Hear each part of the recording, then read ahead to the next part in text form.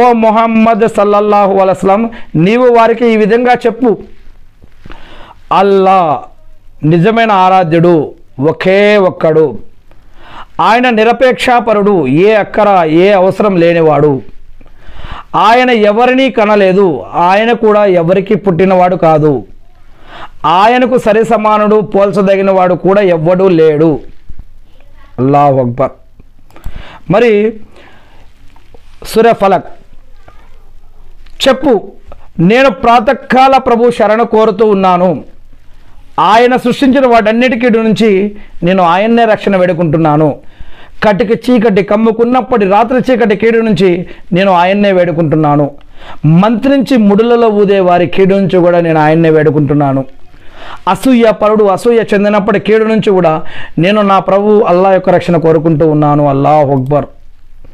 ఇక 114వ సూరా నాస్, ఈ విధంగా చెప్పు, నేను మానవుల ప్రభు రక్షణ కోరుతూ ఉన్నాను, మానవుల చక్రవర్తి యొక్క నేను రక్షణ కోరుతూ ఉన్నాను, మానవుల ఆరాధ్య దైవాన్ని ఆశ్రయిస్తూ ఉన్నాను. దురాలోచనలు రేకెత్తించి తప్పించుకునే వాడి కీడు నుంచి నేను అల్లా యొక్క రక్షణ వేడుకుంటూ ఉన్నాను. వాడు జనుల హృదయాలలో దురాలోచనలు రేకెత్తిస్తాడు.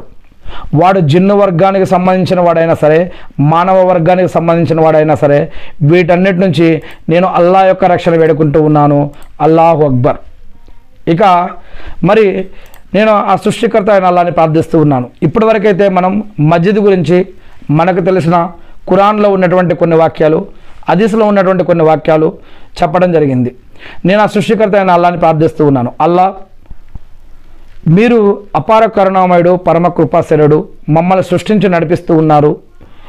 ఈ క్షణం ఇప్పుడు మేము ఎక్కడున్నాం, ఏం ఆలోచిస్తున్నాం, ఎలా ఉన్నాం అన్న ప్రతిదీ తెలిసిన వారు. అల్లా, అనేక జాతులని సృష్టించి మరియు వాటిని రూపుమాపి మళ్ళా మమ్మల్ని ఇక్కడ పెట్టిన వల్ల మీకు స్తుతి స్తోత్రాల వల్ల, మా యొక్క పాపాలని క్షమించండి వల్ల, మమ్మల్ని క్షమించండి వల్ల, మేము తెలిసి తెలియజేసిన అన్ని రకాల తప్పుల నుంచి మేము మీ యొక్క రక్షణని, మీ యొక్క సహాయాన్ని వేడుకుంటూ ఉన్న వల్ల మమ్మల్ని క్షమించండి వల్ల, మమ్మల్ని నరకం నుంచి రక్షించండి వల్ల.